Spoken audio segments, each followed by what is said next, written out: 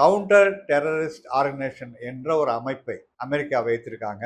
அதனுடைய தலைவராக இருந்தவர் ஜோசப் கென்ட் அப்படிங்கிறவர். அவர் நேற்றைக்கு ராஜினாமா பண்ணியிருக்கார். அவர் சொல்ற மிக முக்கியமான 2 காரணங்கள் ராஜினாமாவுக்கு என்ன என்று சொன்னாக்கா, அமெரிக்கா நடத்துகின்ற இந்த போர் அமெரிக்காவுக்காக அல்ல, இஸ்ரேலுக்காக நடத்தப்படுகிறது. வேறொரு தேசத்துக்காக நம்முடைய தேசம் 3வது தேசத்தை போய் ஏன் தாக்க வேண்டும் என்று அவர் அதில் கேள்வி எழுப்புறார். டொனால்ட் ட்ரம்ப்புக்கு எழுதின அந்த ராஜினாமா கடிதத்தில் USS ஜெரால்ட் ஃபோர்டு என்ற ஒரு மிகப்பெரிய போர்க்கப்பல், அதில் ஒரு 100-125 போர் விமானங்கள் அந்த கப்பலில் நிற்க முடியும்.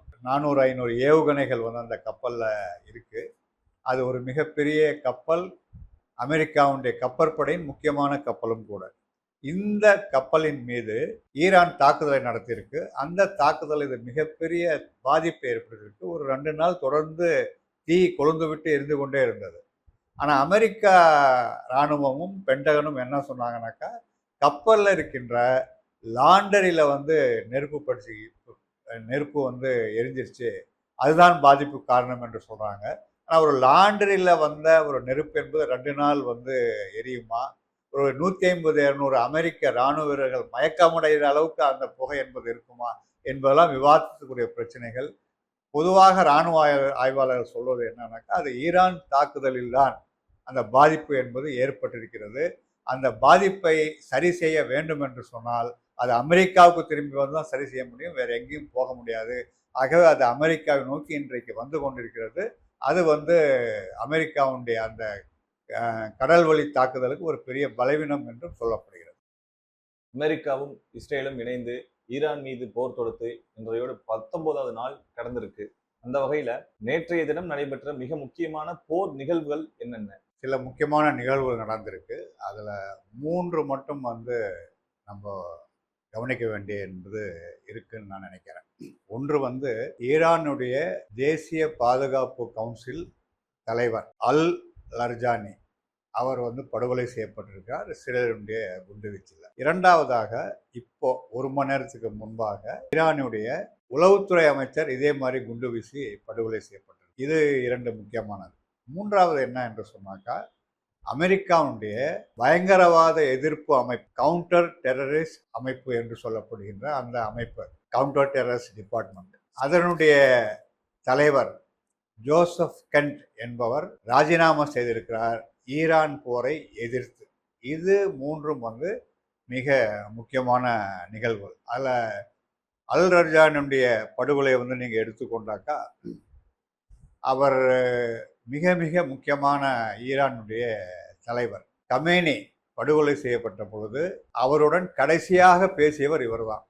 அதே காம்பவுண்டில் அதே வீட்டில் போய் இவர் பேசி கொண்டிருந்தார். இஸ்ரேல் ஈரான் இந்த பிரச்சனையை பற்றி பேசிக்கொண்டு அவர் வெயில வந்த 5 நிமிடத்தில் அந்த தாக்குதல் நடத்தப்பட்டு தான் கமேனி இறந்து போனார். அப்படிதான் இவர் அதில் தப்பித்தார். இவர் தன்னுடைய மகளுடைய வீட்டுக்கு பேர குழந்தைகளை பார்ப்பதற்காக போயிருக்கார். அந்த சமயத்தில் தான் இஸ்ரேல் அந்த தாக்குதலை நடத்தியிருக்கிறாங்க. இவர் ஒருவரை கொலை செய்வதற்காக அந்த பகுதியில் இருக்கின்ற 170 பேரை படுகொலை செய்திருக்கிறது இஸ்ரேல் அரசாங்கம். அந்த காம்ப்ளெக்ஸ் இருக்கிற எல்லா கட்டத்திலையும் அவங்க அடித்து நொறுக்கியிருக்காங்க. அதில் 170 பேர் உயிரிழந்திருக்காங்க. அதில் இவரும் ஒருவர். இவருடைய படுகொலைக்கு பழித்திருக்கின்ற வகையில் ஈரான் 61வது அலை தாக்குதலை இஸ்ரேல் மீது நடத்தியிருக்காங்க. அதில் அந்த தாக்குதல் மிக கடுமையான தாக்குதல் என்று சொல்லப்படுது. பல இஸ்ரேலியர்கள் அதில் கொல்லப்பட்டிருப்பதாகவும் சொல்கிறாங்க. மிக முக்கியமாக இஸ்ரேலுடைய டெல் அவீவ் நகரத்தில் இருக்கின்ற ரயில்வே நிலையம் கடுமையாக பாதிக்கப்பட்டிருக்கு. கிட்டத்தட்ட இன்றைக்கு இஸ்ரேலில் அதனுடைய தலைநகர் டெல் அவீவில் ரயில்வே போக்குவரத்து என்பதே முடக்கப்பட்டிருக்கிறது ஈரானுடைய தாக்குதல் காரணமாக என்பதுதான் இப்போ வந்திருக்கின்ற தகவல்கள். தன் மீது தாக்குதல் நடக்கும் என்று இவருக்கு தெரிந்திருக்கு. இவர் கொல்லப்பட்டவுடனே நெத்தனியாகு ஈரானிய மக்களுக்கு ஒரு செய்தி பேசினார். என்ன சொன்னார் என்று சொன்னால், நாங்கள் அல் ரஜானியை கொன்னுட்டோம், இது மிக ஒரு பொன்னான சந்தர்ப்பம், உங்களுக்கு கலகம் செய்து ஈரான் அரசாங்கத்தை கைப்பற்றுவதற்கு அதை உடனடியாக செய்யுங்கள் என்று நெத்தனியாகு ஈரானிய மக்களுக்கு அறைகோல் விட்டார். ஆனால் எதுவுமே அது நடக்கலை. இவர் ஒரு பேட்டியில் சொல்லும்போது நீங்களும் கொல்லப்படுவதற்கு வாய்ப்பு உண்டா என்று நிருபர் கேட்கும்போது அவர் என்ன சொன்னார்னா, நிச்சயமாக நானும் கொல்லப்படுவதற்கு வாய்ப்பு என்பது உண்டு. நான் இஸ்ரேலை பார்த்து கேட்குறேன்னா, இன்னும் நீங்கள் எத்தனை பேரானு கொல்லுங்க, 5 பேரை கொல்லுங்க, 10 பேரை கொல்லுங்க. ஆனால் எங்களுடைய ஒவ்வொருத்தருடைய மரணமும் ஈரான் தேசத்தை வலுப்படுத்தும். எங்களுடைய ரத்தம் என்பது ஈரான் சமூகத்தினுடைய நாடி நரம்புகளில் பாய்ந்து செல்லும். ஈரானிய புரட்சி அதனால் வலுவடையும் என்று 2 நாட்களுக்கு முன்பு தான் இவர் பத்திரிகைக்கு பேட்டி கொடுத்தார். அதற்கு பிறகுதான் இவர் படுகொலை செய்யப்பட்டிருக்கார். இவர் உலக தத்துவத்தில் முனைவர் பட்டம், பிஹெச்டி பட்டம் வாங்கியவர். 4-5 புத்தகங்களை கூட எழுதியிருக்கிறார் என்பது ஒரு மிக முக்கியமான குறிப்பிடத்தக்க அம்சம். இரண்டாவதாக மிக முக்கியமான நிகழ்வு என்பது கவுண்டர் டெரரிஸ்ட் ஆர்கனைசேஷன் என்ற ஒரு அமைப்பை அமெரிக்கா வைத்திருக்காங்க. அதனுடைய தலைவராக இருந்தவர் ஜோசப் கென்ட் அப்படிங்கிறவர். அவர் நேற்றைக்கு ராஜினாமா பண்ணியிருக்கார். அவர் சொல்ற மிக முக்கியமான 2 காரணங்கள் ராஜினாமாவுக்கு என்ன என்று சொன்னாக்கா, அமெரிக்கா நடத்துகின்ற இந்த போர் அமெரிக்காவுக்காக அல்ல, இஸ்ரேலுக்காக நடத்தப்படுகிறது. வேறொரு தேசத்துக்காக நம்முடைய தேசம் 3வது தேசத்தை போய் ஏன் தாக்க வேண்டும் என்று அவர் அதில் கேள்வி எழுப்புறார். டொனால்ட் ட்ரம்ப்புக்கு எழுதின அந்த ராஜினாமா கடிதத்தில். அதே போல அவர் சொல்கின்ற இன்னொரு விஷயம் என்னன்னா, ஈரான் என்பது அமெரிக்காவுக்கு எந்த வகையிலும் அச்சுறுத்தலாக இருந்ததே இல்லை. அப்படி இருக்கும்போது ஈரானை ஏன் நாம் தாக்க வேண்டும் என்று அந்த கடிதத்தில் 2 கேள்விகளை அவர் எழுப்பியிருக்கிறார். யார் இந்த ஜோசப் கென்ட் என்று சொன்னாக்கா, அவர் மெகா என்ற சொல்லப்படுகின்ற மேக் அமெரிக்கா கிரேட் அகைன் அந்த இயக்கத்தின் மிகப்பெரிய தலைவர்களில் ஒருவர் அவர். டொனால்ட் ட்ரம்ப் வெற்றி பெற்ற பிறகு அவராக இந்த அமைப்புக்கு இவரை ஜோசப் கென்ட்டை தேர்ந்தெடுத்தார். அப்போ அவர் இவர் மிக சிறந்த உளவுத்துறை நிபுணர்கள்லாம் சொன்னார். ஆனால் இன்றைக்கு ராஜினாமா பண்ண பிறகு அவர் ஒரு பலவீனமான ஆள், அவர் போனதை பற்றி நான் கவலைப்படலைன்னு இன்னைக்கு பிளேட் மாற்றி வழக்கம் போல ட்ரம்ப் பேசுகிறார். ஜோசப் கென்ட் அமெரிக்காவுக்காக 11 போர்களில் பங்கேற்றிருக்கிறார். பல சமயங்களில் மயிரிழையில் உயிர் தப்பியிருக்கிறார். அந்த போர்களில் மிகவும் ஒரு நாணயமான மனிதர் என்பது பேர் அவர் எடுத்திருக்கிறார். அதே போல இவருடைய மனைவி அவங்களும் அமெரிக்க இராணுவத்தில் ஒரு மிகப்பெரிய பதவியில் இருந்தாங்க. சிரியாவில் நடந்த போரில் ISIS பயங்கரவாத அமைப்புக்கு எதிராக நடந்த போரில் அவங்க கொல்லப்பட்டாங்க. இவங்களுக்கு 2 குழந்தைகள் இருக்கு. ஆகவே இராணுவத்தில் பணியாற்றியவர் என்பதால் இவருக்கு ஒரு நல்ல பேர் என்பது இருக்கு. ஆகவே இவர் ராஜினாமா செய்வது என்பது அமெரிக்க அரசியலில் மிகப்பெரிய அதிர்வலைகளை ஏற்படுத்தியிருக்கு. அந்த 2 பக்கங்களில் நிறைய கேள்விகளை அவர் எழுப்பியிருக்கிறார். டொனால்ட் ட்ரம்ப்பை மூளை செலவை செய்துட்டாங்க இஸ்ரேல் ஆதரவாளர்கள் என்று அந்த கடிதத்தில் சொல்றார். டொனால்ட் ட்ரம்ப்பை ஏமாற்றி விட்டார்கள் என்று சொல்றார். எந்த மெகா அமைப்புடைய கோரிக்கைகளுக்காக நான் பாடுபடுவேன் என்று ட்ரம்ப் சொன்னாரோ அந்த கோரிக்கைகளை ட்ரம்ப் இன்றைக்கு மறந்து விட்டார் என்று அந்த கடிதத்தில் பல குற்றச்சாட்டுகளை அவர் முன்வைக்கிறார். ஆகவே அவருடைய ராஜினாமா என்பது அமெரிக்க அரசியலில் ஏற்பட்டிருக்கின்ற மிக முக்கியமான ஒரு திருப்புமுனை என்று சொன்னால் கூட தவறாக ஆகாது. ஆனால் இவருடைய ராஜினாமா எதை குறிக்கிறது என்று சில ஆய்வாளர்கள் சொல்கிறாங்கனாக்கா, டொனால்ட் ட்ரம்ப் ஈரான் மீது தரைவழி தாக்குதலை நடத்துவதற்கு முடிவு செய்து விட்டார். அதை தெரிந்து கொண்டுதான் இவர் ராஜினாமா செய்கிறார் என்று சொல்றார். அவர் கடிதத்தின் முடிவில் என்ன சொல்றாருனாக்கா, நான் என் மனசாட்சிப்படி நடந்து கொள்ள விரும்புகின்றேன். இந்த போருக்கு ஆதரவான எந்த ஒரு நடவடிக்கையும் எடுப்பதற்கு என் மனசாட்சி அனுமதிக்கவில்லை. ஆகவே என் மனசாட்சியுடைய குரலை கேட்டு நான் ராஜினாமா செய்கிறேன் அந்த கடிதத்தை சொல்லியிருக்கிறார். இது 2ம் மிக முக்கியமான நிகழ்வுகள். இப்போ 3வதாக ஒரு உளவுத்துறை அமைச்சரை இஸ்ரேல் படுகொலை செய்திருக்காங்க. அதனுடைய விவரங்கள் இனிமேல் தான் வெளியில் வரும் என்ன என்பது. ஈரான் தனது அணு ஆயுத பிரச்சனையில் மிகப்பெரிய சமரசத்திற்கு இறங்கி வந்ததாக ஓமன் நாட்டினுடைய வெளியுறவுத்துறை அமைச்சர் சொல்லியிருக்கிறாரு. ஆமா, அதை வேற யாராவது ஒரு நாட்டினுடைய முக்கிய ஆளுமைகள் யாராவது உறுதிப்படுத்தி இருக்காங்களா? ஓமான் வெளியுறவுத்துறை அமைச்சர் சொன்னார். அதற்கு பிறகு அந்த கூட்டத்தில் பங்கேற்ற சில அதிகாரிகளும் அதை உறுதிப்படுத்தினாங்க. இப்போ புதிதாக ஒருத்தர் உறுதி செய்திருப்ப யார் என்று சொன்னால் அவருடைய பேர் ஜொனாத்தன் பாவெல். அவருடைய பேர் ஜொனாத்தன் பாவெல். அவர் பிரிட்டனுடைய தேசிய பாதுகாப்பு சபையின் அட்வைசர். அவருக்கு ஆலோசகராக வந்து அவர் இருக்கிறார், ஜொனாத்தன் பாவல். அவர் என்ன சொல்லியிருக்கார் என்று சொன்னாக்கா, அந்த பேச்சுவார்த்தையில் மிக அதிக அளவிற்கு ஈரான் கீழே இறங்கி வந்தது சமரசத்துக்கு. ஒப்பந்தம் முடிந்துவிடும் தான் நாங்கள் எதிர்பார்த்தோம். ஈரானுடைய நிலைப்பாடு அது உண்மை என்று நாங்கள் நம்புகிறோம். ஆகவே அவசரப்பட்டு ஈரான் மீது படையெடுப்பதற்கான எந்த முகாந்தரமும் இல்லை. அமெரிக்கா அந்த அந்த தவறை செய்துவிட்டது என்று ஜொனாத்தன் பாவல் வந்து இன்றைக்கு சொல்லியிருக்கிறார். அவர் சொன்னது பிரிட்டனுடைய பிரபல கார்டியன் பத்திரிகையிலையும் வந்து அது வெளியில வந்திருக்கிறது. இவருடைய மதிப்பீடு தான் பிரிட்டன் அரசாங்கம் இந்த பிரச்சனையில் ட்ரம்புக்கு ஆதரவாக நிலை எடுக்காததற்கு காரணம் என்று சொல்லப்படுகிறது. இன்றைக்கு வரைக்கும் நேட்டோவோடு இணைந்து அந்த ஹோர்மஸ் நீரிணையை திறப்பதற்காக அமெரிக்காவோடு வருவதற்கு தயார் என்று பிரிட்டன் சொல்லவில்லை, சொல்வதற்கும் அது தயாராக இல்லை. அதே போல பிரிட்டன் பிரதமர் ஸ்டார்மர் வந்து வான்வெளியிலிருந்து குண்டுகள் போடுவதன் மூலம் ஒரு ஆட்சி மாற்றத்தை கொண்டு வர முடியும் என்று நான் நம்பவில்லை என்று டொனால்ட் ட்ரம்ப்புக்கு விமர்சித்து சொன்னார். ஆகவே இவருடைய மதிப்பீடு என்பது பிரிட்டன் அரசாங்கத்தினுடைய நிலைப்பாடுக்கு மிக முக்கிய காரணமாக இருக்கு. நேற்றைய தினம் ட்ரம்ப் வந்து நேட்டோ கூட்டமைப்பிலிருந்து அமெரிக்கா வெளியேறிவிடும் என்று கூறியிருக்கிறாரே, அதற்கு என்ன காரணம்? அவர் அப்படி ஒரு மிரட்டலை சொல்லியிருக்கார். அவர் வந்து ஹோர்மஸ் நீரிணை திறப்பதற்கு நேட்டோ நாடுகள் எங்களுக்கு உதவி செய்ய வேண்டும் என்று சொல்லி 3 நாள் ஆகுது. இன்றைக்கு வரைக்கும் ஒரு நேட்டோ தேசமோ அல்லது அமெரிக்காவுடைய நெருக்கமாக இருக்கின்ற தேசங்கள் எதுவுமே இதில் வந்து ட்ரம்புடைய கோரிக்கையை ஏற்றுக்கொள்ளவில்லை. இது வந்து அவருக்கு மிகப்பெரிய கோபத்தை, ஆத்திரத்தை வந்து அவருக்கு ஏற்படுத்தியிருக்கு. அதனால தான் வந்து நான் நேட்டோவிலிருந்து வெளியேறுவேன், நான் வெளியேறினாக்கா நேட்டோ என்ற அமைப்பே இருக்காது என்று அவர் சொல்கிறார். அமெரிக்கா இல்லைன்னா நேட்டோ அமைப்பு பல பாதிப்புகளுக்கு உள்ளாகும் என்பது உண்மைதான். ஆனால் நேட்டோ அப்படி மிரட்டி இருக்கிறார். இன்றைக்கு வந்து ஐக்கிய அரபு அமீரகம் நேட்டோவோடு கைகோர்த்து ஹோர்மஸ் நீரிணை திறப்பதற்கு நாங்கள் செயல்பட தயார் என்று அறிவித்திருக்காங்க. அந்த தேசம் மட்டும்தான் ஆதரவு தெரிவித்திருக்கு. இன்றைக்கே கூட நேட்டோவின் உறுப்பினராக இருக்கின்ற கிரீஸ் நாங்கள் வந்து அதற்கு ஏற்றுக்கொள்ள முடியாது என்று சொல்லியிருக்காங்க. அரபு அமீரகம் மட்டும் இப்போ முன் வந்திருக்கிறது. அமெரிக்காவினுடைய மிகப்பெரிய போர்க்கப்பல் ஈரானோட தாக்குதல்ல மிகுந்த சேதமடைந்து நாடு திரும்பியதா ஒரு தகவல் வருதே, உண்மையா?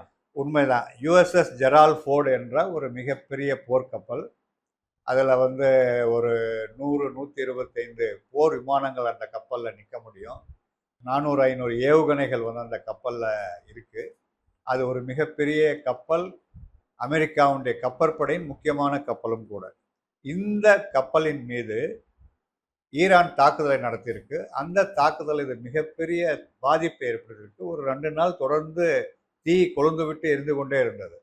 ஆனால் அமெரிக்கா இராணுவமும் பென்டகனும் என்ன சொன்னாங்கன்னாக்கா, கப்பலில் இருக்கின்ற லாண்டரியில் வந்து நெருப்பு வந்து எரிஞ்சிருச்சு, அதுதான் பாதிப்பு காரணம் என்று சொல்கிறாங்க.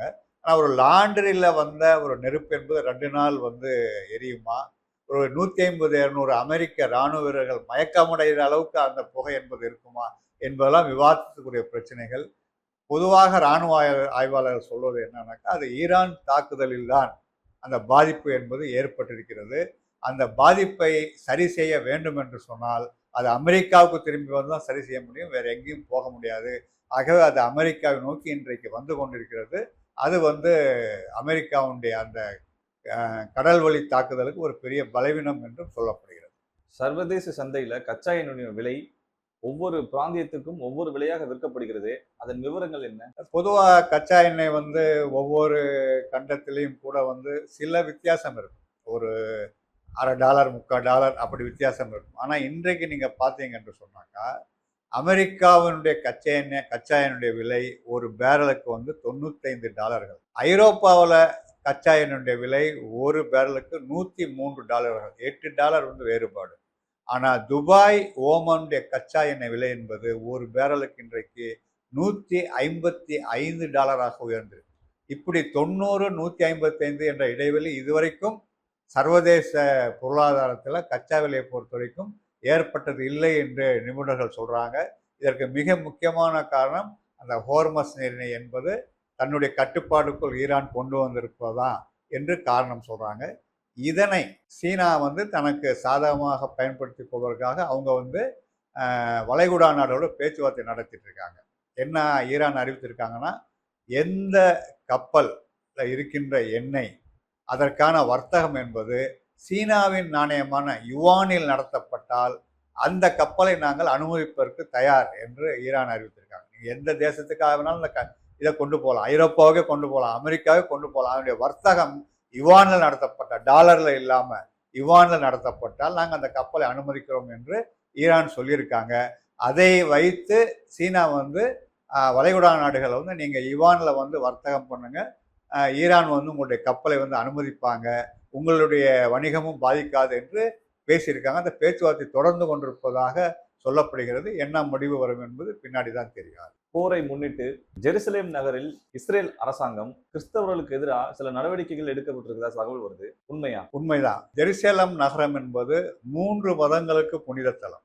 ஒன்று வந்து கிறிஸ்துவம், இரண்டாவது வந்து இஸ்லாம், மூன்றாவது வந்து யூதர்கள். இந்த 3 மதத்துக்குமே வந்து அது ஒரு புனித நகரமாக தான் இன்றைக்கும் இருக்கு. ஆனால் அது இஸ்ரேல் ஜெருசலத்தை வந்து கைப்பற்றிய பிறகு அது யூத நகரமாக மாற்றுவதற்கு முயற்சி பண்றாங்க. அங்கே வந்து இயேசுநாதனுடைய கல்லறை அங்கே தான் இருக்கு.